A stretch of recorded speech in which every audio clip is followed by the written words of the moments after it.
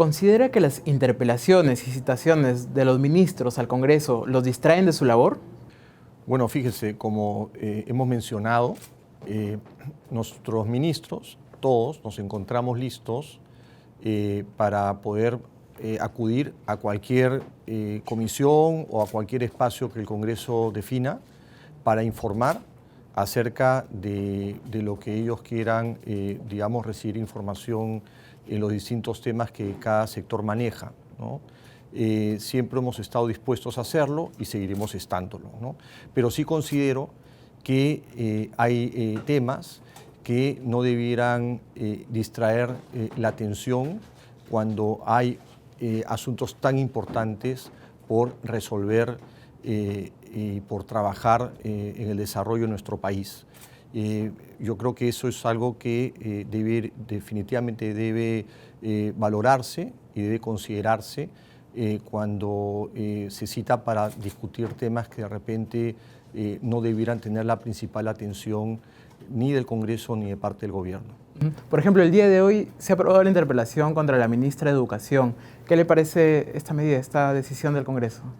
Bueno, fíjese, yo considero que lo que se ha ya avanzado en la revisión de los textos, en la conformación de una comisión para revisar los textos que han sido de alguna manera cuestionados y porque efectivamente se encontró que habían habido errores, pues yo creo que eso debiera haber sido suficiente y no estar insistiendo en una interpelación que definitivamente sí está distrayendo la atención de un sector tan importante como la educación, que necesita digamos, el máximo de atención para su desarrollo, ¿no? Y la mejores de las condiciones educativas en nuestro país. De igual manera, también para el lunes ha citado al ministro del Interior, Carlos Morán, por el suicidio de Alan García, del señor Alan García. Otra vez vemos una situación parecida, ¿no?, de parte del Congreso. Así es, efectivamente. Como he mencionado al inicio, siempre hemos estado dispuestos a acudir al Congreso para informar de los temas realmente relevantes y no en temas que lo único que hacen es distraer la atención no solamente del gobierno, sino de la misma opinión pública, ¿no? Ministro, ¿cree que el Congreso está colaborando con el Ejecutivo? Bueno, en realidad en algunos casos se ve colaboración, pero en otros casos no tanto, ¿no? En esta reforma que hemos planteado, reforma del Estado, reforma política, ¿no? No vemos un avance con la premura y el sentido de urgencia que se necesita.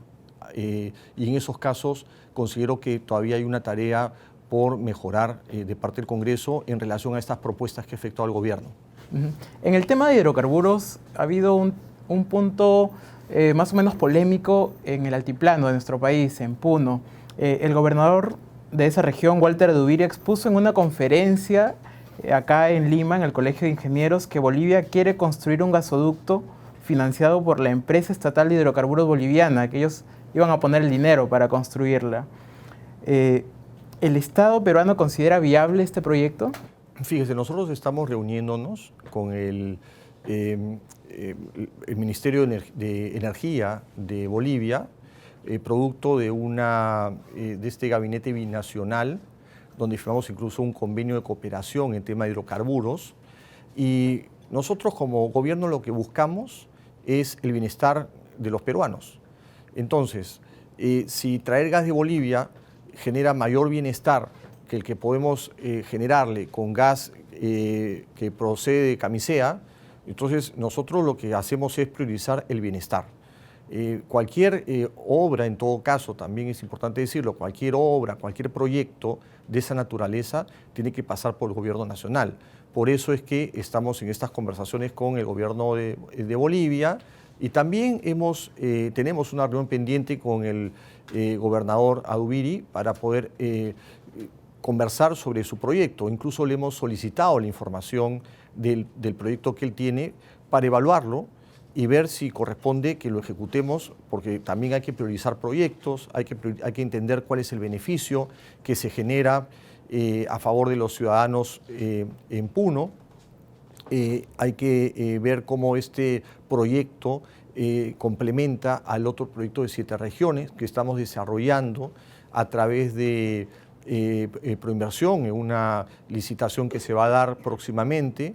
Entonces hay que entender una serie de temas relacionados a esta iniciativa que ha planteado el gobernador Adubiri. Si el Perú tiene tantas reservas de gas, ¿por qué se está evaluando importar gas del extranjero? Fíjese, lo que ocurre es que hay que ver el acceso de ese gas a las zonas donde quisiéramos generar beneficio a otros ciudadanos, ¿no? Entonces, si traer ese gas desde Camisea podría ser más costoso, es lo que tendríamos que evaluar. ¿Qué cosa es lo que es más económico, ¿no?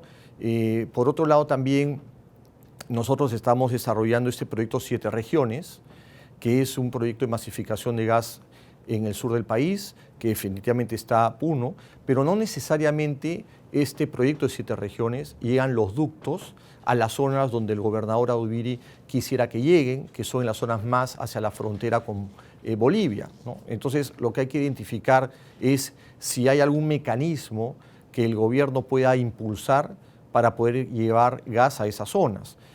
Nosotros no creemos que sea algo negativo poder contar con el suministro de gas que pueda beneficiar a peruanos desde Bolivia. Lo que hay que digamos, priorizar es qué es lo que conviene y qué cosa es lo que beneficia a los peruanos, ¿no?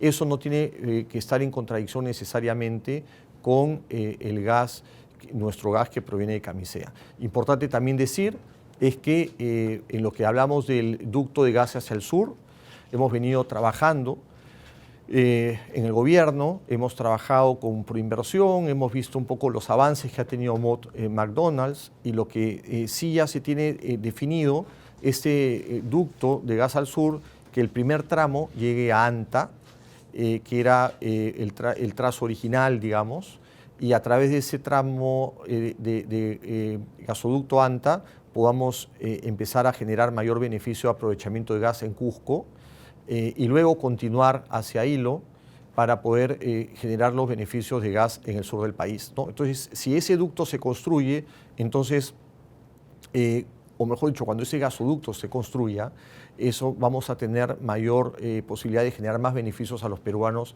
en el sur del país, y eso probablemente pueda cambiar esas expectativas de traer gas de otros lados. Uh-huh. ¿En qué etapa está la licitación del proyecto de masificación de gas 7 regiones? Este año se va a licitar en la segunda parte de este año 2019. Es un trabajo que lo está desarrollando Proinversión. Uh-huh.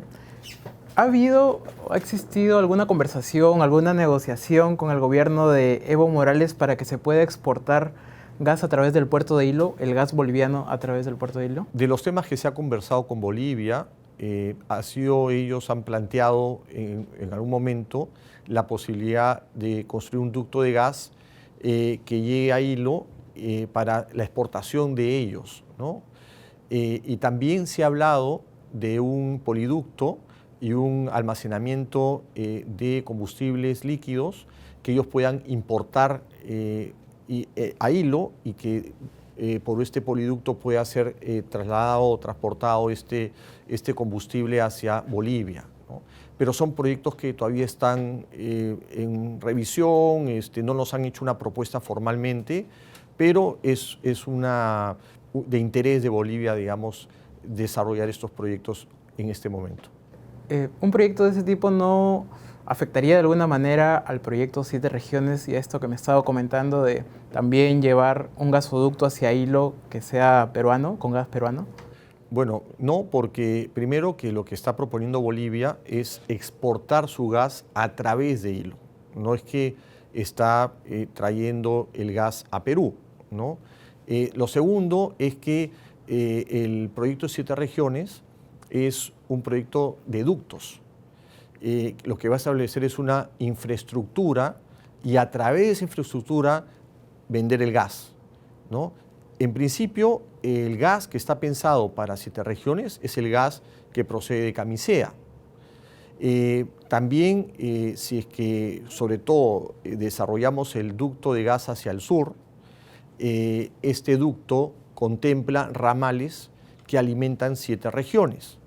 Entonces, eso te hace pensar que estamos hablando del gas de camisea. No obstante, como menciono, el gas que podría venir de Bolivia, que como digo, es una idea que tuvo el gobernador Aubiri, pero no hay ningún proyecto concreto, ¿no? Hay un semiperfil que nos han presentado, nosotros hemos pedido más información, ¿no? En su momento debemos entender bien qué alcances tiene el proyecto que el gobernador de Bolivia ha propuesto. Tras la adjudicación del proyecto de sistema de distribución de gas natural en Tumbes, ¿cuál es el plazo en el que los vecinos de esa ciudad ya van a contar con gas en sus casas? Bueno, esa es una concesión, el contrato está siendo firmado en las próximas semanas y tiene un plazo, es un plazo todavía un poco largo, son 7 años que tiene el concesionario para poder implementar esa red, ¿no? Pero por lo general, por la experiencia que tenemos, es que estos proyectos caminan más rápido de lo que se plantea finalmente en las propuestas que presentan estos inversionistas, ¿no? Entonces, confiamos de que eso se puede avanzar. Eso iremos viendo en el terreno cómo va ese avance y trataremos con la empresa de que se avance, digamos, lo más rápido posible. Y además de Tumbes, ¿hay proyectos que también se van a viabilizar durante este año en otras regiones? Bueno, aparte del de Tumbes tenemos el de 7 regiones, que es otro de masificación, y también tenemos la masificación de gas en Piura, que al inicio del año pasado, cuando yo asumí este sector, teníamos una acción legal, judicial, de un tercero, que había tenido una concesión por uno de los lugares donde se está comprendido en este nuevo proyecto de masificación de gas en Piura. Ese juicio impedía que se avance porque había una medida cautelar. Esa medida cautelar ha sido dejada sin efecto. Entonces, en estos momentos estamos revisando ese contrato también de concesión de gas para Piura. Hasta marzo, la Defensoría del Pueblo registró 73 conflictos sociales relacionados al sector minero, 17 al sector hidrocarburos y 7 al sector energía. ¿Cómo se pueden entender tan altos niveles de conflictividad en nuestro país relacionados justamente a su cartera, ministro? Fíjese, nosotros venimos trabajando en unas iniciativas que lo que busca justamente es prevenir la conflictividad social. Estamos teniendo una labor descentralizada, acercándonos a las comunidades, a los actores locales, a las autoridades locales, a fin de tener una mayor coordinación y un mayor espacio de información, ¿no? También estamos trabajando en ver de articular con otros sectores del Estado para que los proyectos que se han comprometido o que nos hemos comprometido como gobierno puedan avanzar, ¿no? Parte de esa conflictividad se explica por la expectativa que se genera en esas poblaciones de recibir beneficios con proyectos, programas sociales que muchas veces no se implementan, ¿no? Y ahí es donde tenemos que tener un foco de atención y consideramos que si avanzamos en proyectos de cierre de brechas, mejor educación, salud, es probable que esa conflictividad vaya disminuyendo, ¿no? Por otro lado, también el rol del gobierno de velar porque las empresas cumplan con sus obligaciones y con sus compromisos, ¿no? Eso es parte del impulso que estamos dando como gobierno, fortaleciendo el área de gestión social del Ministerio de Energía y Minas, trabajando muy articuladamente con PCM, y de esa manera poder reducir ese importante número de conflictos que tenemos. ¿Qué autocrítica se podría hacer sobre el último conflicto en Las Bambas, que ha sido tan mediático y tan fuerte, ¿no? Porque le ha causado millonarias pérdidas al Estado y a la empresa? Bueno, yo considero que ahí lo que se ha debido hacer desde un principio es establecer una mejor condición para el transporte de los concentrados de la empresa. Si bien es cierto, eso no garantiza que cero conflictividad, lo que sí hace es exponer menos hacia esa conflictividad, una menor exposición, ¿no? Ese tránsito diario de vehículos por una vía que atraviesa distintas comunidades pues es un espacio constante exposición por accidentes, por polvo, por la situación que se genera. Considero que si eso se resuelve como estamos viendo, coordinando con la empresa, va a crearse un mejor espacio donde pueda reducirse esa exposición hacia el conflicto. ¿Qué se debe hacer en todo caso, ministro, para evitar nuevos conflictos parecidos a los de las Bambas? ¿Qué gestión tiene que hacer el Estado? ¿Qué compromisos deben asumir las empresas y las comunidades también? Fíjese, hay varios temas relacionados a esa pregunta. Lo primero es tener mayor presencia en las zonas mineroenergéticas, donde haya una mayor información hacia la población de la actividad que se desarrolla, de los permisos que se obtienen, de los compromisos, del avance de estos compromisos. Esa mayor presencia es la que estamos trabajando. Quiero precisar que los conflictos que se han generado en las Bambas, o el conflicto que se ha generado ahí, no es de ahora, no es de los últimos meses, es de años atrás, desde que empezó la empresa a operar con esta vía que no estaba preparada para ese transporte de concentrados. Y entonces, esa es la parte donde el Estado, el gobierno, tiene que adelantarse para poder impulsar un mejor espacio de información, de recoger preocupaciones, pero también de ver que estos problemas que pueden, o estas situaciones que pueden originar conflictos, sean resueltos de manera oportuna. Y eso es lo que buscamos con una posición más descentralizada del Ministerio de Energía y Minas y del gobierno en su conjunto, que estamos trabajando muy activamente, participando en estos espacios en las regiones directamente, ¿no? Yo he estado la semana, el día lunes, ¿no?, en Espinar, conversando con la comunidad, antes pues que se genere un conflicto, ¿no? Y explicándoles sobre ciertos temas que son de su preocupación, ¿no? Importante, no solamente he participado yo, hemos participado con la ministra del Ambiente, con el viceministro de Gobernanza. Entonces, este rol más proactivo de parte del gobierno, participando en esos espacios donde se genera la minería. También hemos estado la semana pasada, el jueves, en Loreto, en Iquitos, reunidos con representantes de federaciones de comunidades nativas, estableciendo cauces para poder resolver temas pendientes, ¿no?, expectativas que las poblaciones tienen en relación, por ejemplo, al aprovechamiento de los hidrocarburos, en relación al cuidado que se debiera tener en el tema del transporte de hidrocarburos a través del oleoducto, distintos temas. Lo importante es encontrar el camino donde conversar y resolver esos temas, no dejarlos sin solución, ¿no? El problema de las Bambas es porque había un problema que no fue resuelto. El problema del oleoducto es un problema que durante años tampoco ha sido resuelto. Poblaciones alrededor del oleoducto que no tienen agua, no tienen luz, tienen bajos niveles de salud, de educación. Entonces, si realmente no resolvemos esos temas, ¿cómo podemos seguir promoviendo esta actividad? Entonces, es la parte que a nosotros como gobierno nos toca hacer y también como gobierno exigirle a las empresas que cumplan sus obligaciones y que cumplan sus compromisos, ganando la confianza de las comunidades. Lo que ocurre es que se ha perdido la confianza, no hay credibilidad.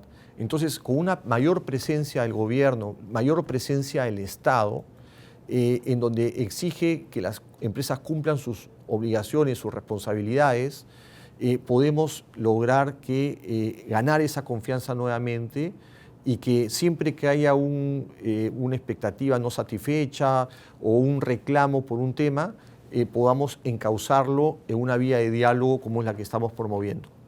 Respecto al tema específico de las Bambas, en el punto más álgido de esta conflictividad, había muchas personas que había una crítica dura, ¿no?, hacia el gobierno.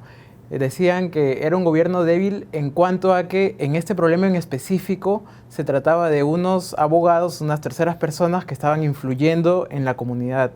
¿Usted cómo analiza esta situación de estas presencias que luego la Fiscalía ha calificado como organización criminal que se inmiscuyen en temas de conflictos sociales y enervan más los ánimos en contra de los proyectos mineros? Lo que yo puedo decirle es que el gobierno en todo momento buscó una solución a este conflicto y buscó un espacio de diálogo, y que en varias oportunidades ese diálogo no prosperó porque había efectivamente una labor de asesores de esta comunidad que exigían posiciones o pedidos que eran desproporcionados por el tema que se venía negociando, y se lo exigían a la empresa. Nosotros como gobierno tratamos en esos espacios de que las partes, en primer lugar, la comunidad levante esa situación de bloqueo y que el diálogo pueda continuar, ¿no? Finalmente lo que ha imperado es el diálogo, y no creo yo que haya sido, digamos, necesaria o más bien válida una crítica dura contra el gobierno, porque la manera de resolver esto era con el diálogo. Esa era la manera, y se ha demostrado que esa vía caminó y prosperó, ¿no? Y siempre el diálogo va a tener sus altibajos y va a tener sus momentos de desencuentros, pero ahí está la forma en donde las partes tienen que buscar siempre, buscar una solución dialogada, ¿no? Y no llegar a esos conflictos extremos que se han generado. Pero, ministro, el Ministerio de Energía y Minas le va a entregar la licencia de construcción al proyecto Tía María antes de agosto, porque si no es así, el estudio de impacto ambiental volvería a foja cero, ¿no? Fíjese, estamos trabajando en este momento, son dos temas, ¿no? Uno es la licencia de construcción, que está en proceso y que todavía hay un tema o un par de temas ahí que se están viendo de resolver. Y por otro lado, tenemos este proceso de ganar un mayor consenso en la población, en el Valle del Tambo, que estamos trabajando. Ya ha habido algunas conversaciones, han habido varias reuniones. Ahí lo que tenemos que hacer es un poco cambiar la atención en el desarrollo del proyecto Tía María y poner la atención en el desarrollo de la región, ¿no? En reducir la anemia, en mejorar la educación, la salud, agua y desagüe, y sobre todo un tema que ya ha sido reclamado por los alcaldes del Valle, que es agua para la agricultura, ¿no? Ellos reclaman una represa de agua para poder mejorar su agricultura, incluso la posibilidad de ampliar la frontera agrícola. Consideramos que en ese proceso de diálogo, en ese proceso de identificar ese desarrollo del valle, desarrollo de la región en su conjunto, vamos a poder encontrar puntos comunes que promuevan una inversión en minería responsable, una minería donde el Estado esté muy presente, esté muy activo, para poder garantizar, para poder velar de que la empresa cumpla con sus obligaciones y no se perjudique a la población, que no se perjudique a los agricultores. Hay muchas zonas en nuestro país que la actividad minera es totalmente compatible con la actividad agrícola ganadera, ¿no? Y hacia eso tenemos que ir. Pero sin ninguna duda tiene que haber una percepción de beneficio real de parte de la población para pensar que este es un proyecto que finalmente pueda ser implementado. ¿Pero cree que se pueda llevar a cabo todo este proceso para antes de agosto o no? Bueno, a eso apuntamos, ¿no? Que eso se pueda lograr efectivamente antes de agosto. ¿El proyecto Tía María ya tiene licencia social? Bueno, en realidad la licencia social es algo muy subjetivo, ¿no? Digamos que lo que buscamos en este espacio es un mayor apoyo o soporte de la población al proyecto. En este caso, si es que hay una resistencia y teniendo en cuenta los antecedentes que ha habido en el Valle del Tambo y estos enfrentamientos muy violentos que se llevaron a cabo, ¿el Estado podría intervenir a favor de la empresa? Fíjese, la propia empresa nos ha presentado una comunicación diciendo que así reciban esta autorización de construcción, ellos esperan antes de construir el proyecto un mayor consenso social a favor de su desarrollo. Y respecto al proyecto de Conga, ¿este será destrabado? ¿Hay alguna expectativa de que se reanude? Bueno, en este momento la empresa no ha tomado ninguna iniciativa alrededor de ese proyecto. Está la empresa Yanacocha viendo otros proyectos como el de Quechermain y el de sulfuros para desarrollar. Hay también expectativas sobre el proyecto de Río Blanco en Piura. ¿Cuál es la situación? Bueno, ahí entiendo que la empresa está haciendo un trabajo con la comunidad que es opositora al proyecto y últimamente hemos visto que todavía no hay un avance en ese sentido, ¿no? Están haciendo ese trabajo la empresa, nos está informando, pero no hay un avance concreto en que se pueda pues, tener un consenso para desarrollar ese proyecto en esa zona. En el caso de Río Blanco, ¿hay plazos en riesgo que puedan afectar de alguna manera el proyecto? Que yo conozca, no. Voy a consultar. Uh-huh. ¿Y qué proyectos de inversión hay de aquí al 2021 de parte de la cartera de Energía y Minas? Fíjese, tenemos esos 3 proyectos que empezaron en el 2018, Mina Justa, la ampliación de Toromocho, Quellaveco, tenemos el proyecto de Tía María, ¿no? Bueno, luego está, por ejemplo, el proyecto Zafranal, Los Chancas también de Sauer. Son diversos proyectos que inicialmente nosotros encontramos acá en el Ministerio de Energía y Minas, una cartera más o menos de 14.000 proyectos, 14.000 millones de dólares en proyectos comprometidos. En el año pasado, 2018, ya hemos más o menos llegado a los 11.000 millones y por eso nos hemos puesto una meta un poco más amplia de llegar a los 21.000 millones con estos proyectos que le he mencionado.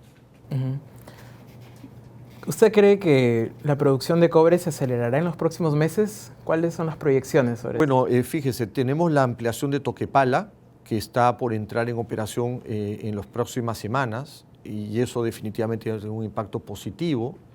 Y sin ninguna duda, con los demás proyectos, como Quellaveco, por ejemplo, tiene que incrementar la producción, ¿no? Así que sí, confiamos en que la producción de cobre, con los proyectos que tenemos en cartera, también la continuidad y operación futura de otros tajos del propio MMG Las Bambas, nos permite avisorar un escenario de mayor producción de cobre en nuestro país. Finalmente, ministro, también hay mucha expectativa sobre esta mina, estas reservas de litio que se han encontrado en Puno. ¿Hay estudios? ¿En qué etapa está ahorita ese proyecto, ese hallazgo? Bueno, ese fue un anuncio que hizo la empresa Yellow Cake sobre este descubrimiento, este yacimiento. Es un inicio en la labor de exploración que están ellos desarrollando. Se les ha visitado Ingemet, un poco para conocer la parte geológica de la zona. Hay expectativa, sin ninguna duda, porque este sea un yacimiento importante y podamos contar con este mineral que, como sabemos, para el futuro desarrollo de la industria eléctrica, en baterías, por ejemplo, o en la electrónica, es bien importante. Y ya para terminar, ministro, ¿qué mensaje se le debe dejar a los inversionistas que siguen apostando por entrar al Perú y apostar por invertir en proyectos energéticos de petróleo o minerales, ¿no? Bueno, lo primero es que el Perú es un país con un alto nivel de, digamos, de apoyo a estas inversiones que vienen. Aparte del potencial geológico que tenemos, el potencial de hidrocarburos que tenemos, también estamos trabajando en la mejora de nuestra legislación para hacer una legislación más ágil sin reducir estándares ambientales. También un gobierno muy activo en promover la descentralización para llevar beneficios a otras regiones mineroenergéticas, donde el inversionista pueda tener el espacio positivo y favorable para poder desarrollar sus inversiones.